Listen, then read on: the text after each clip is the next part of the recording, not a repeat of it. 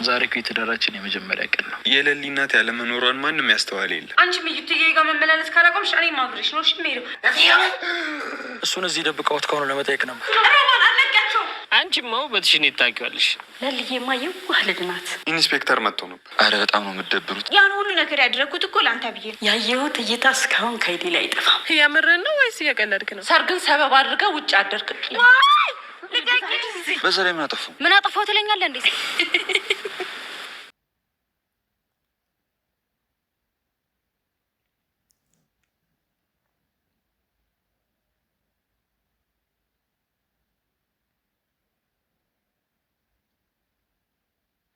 የኔ ቆንጆ ሚስት እስካሁን ተኝታለች። የትላንቱ ሰርግ በጣም አድክሟታል ማለት ነው።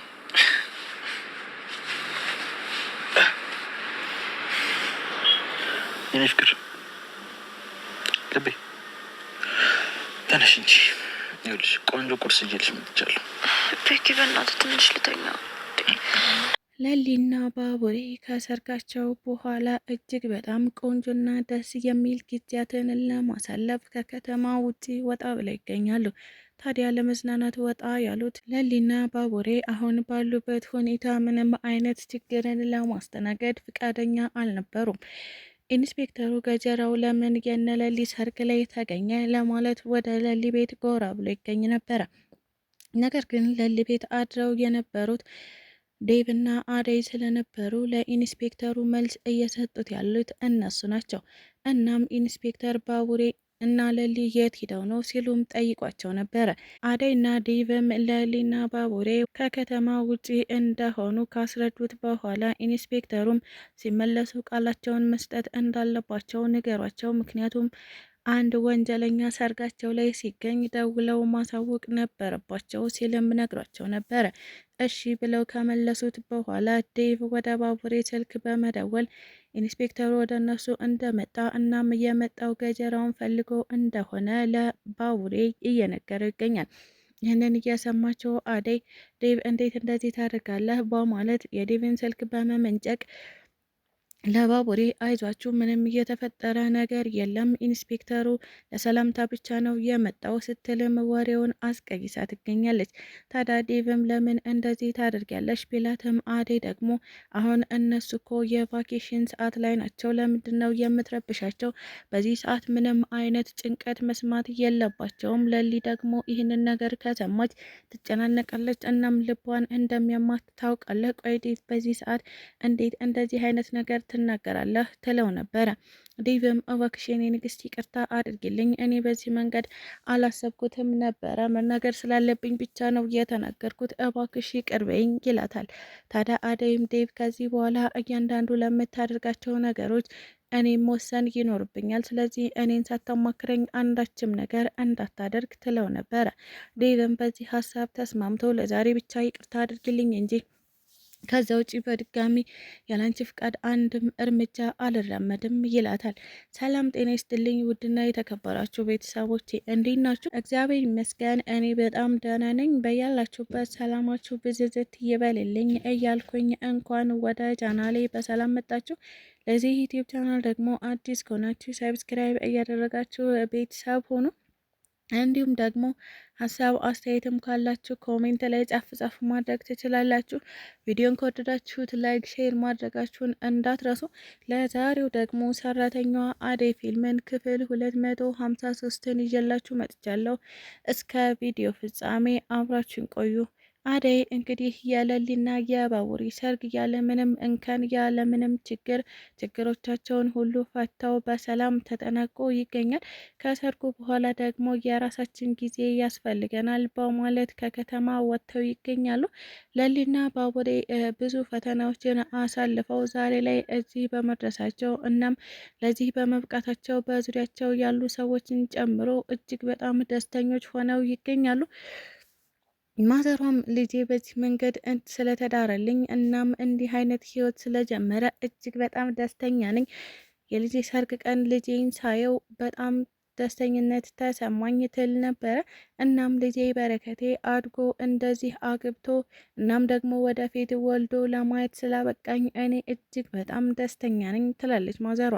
ይህንን እየሰማችው ቅምጥልም አዎ ወንድሜ በጣም እድለኛ ነው፣ ለሊን የመሰለች ልጅ ስላገኘ በጣም ታድሏል። ለሊም እንደዛው ወንድሜን የመሰለ ልጅ ስላገኘች እሷም በጣም እድለኛ ነች። ብቻ ግን ለነሱ እኛ በጣም ደስ ብሎናል ይሉ ነበረ። ማዘሯም አያይዛ ቅምጥሌ አንቺም በቅርቡ ኪንጎን ታገቢያለሽ፣ እናም አንቺና ኪንጎም ደስ የሚል ህይወት ትኖራላችሁ ልክ እንደ ልጄና እንደ ለሊ ትል ነበረ። ቅምጥልም እሺ በማለት ኪንጎን ለማግኘት ወጥታ ትገኛለች። ታዲያ ኪንጎን ካገኘችው በኋላ ለምን ይህን ያክል ሰዓት አስቀመጥከኝ? ለምን አንተን እጠብቃለሁ? በማለት ዛሬም ጸብ ውስጥና እሰጥ አገባ ውስጥ ገብተው ይገኙ ነበረ። ኪንጎ እንግዲህ ምንም እንኳን በተደጋጋሚ ጥፋቶችን ቢያጠፋም ነገር ግን አሁንም ይቅርታ በማለት ነበረ እያለፋት የሚገኘው። ኪንጎ አውቆም ቢሆን ሳያቅም ላጠፋው ጥፋቶች በተደጋጋሚ ይቅርታ እየጠየቃት ይገኛል። ቅምጥልም እጅግ በጣም ስለምታፈቅረው ምንም ሳታንገራገር ያለ ምንም ግርግር ነበረ ይቅርታውን የምትቀበለው። በሌላ በኩል ደግሞ አሹና ዳይመንድ ናቸው። እንግዲህ የሰርጉ ዝግጅት እጅግ በጣም እያደከማቸው አሹና ዳይመንድ አሹ ወደ ስራው ሳይመለስ እነ ዳይመንድ ቤት አድረው ይገኝ ነበረ። ታዲያ የፍቅር እናት ማለትም የአሹ አሰሪ ጠዋት አሹ ሲመጣ አርፍዶም ስለነበረ እጅግ በጣም ተቆጥታው ትገኛለች። ታዲያ አሹም እትዬ እባክዎትን ይቅርታ ያደርጉልኝ፣ ትናንትና እኮ የሰርጉ ዝግጅት አድክሞኝ ለዛም እነ ዳይመንድ ጋር አድሬ እንቅልፍ ጥሎኝ ነው ያረፈድኩት ይላት ነበረ።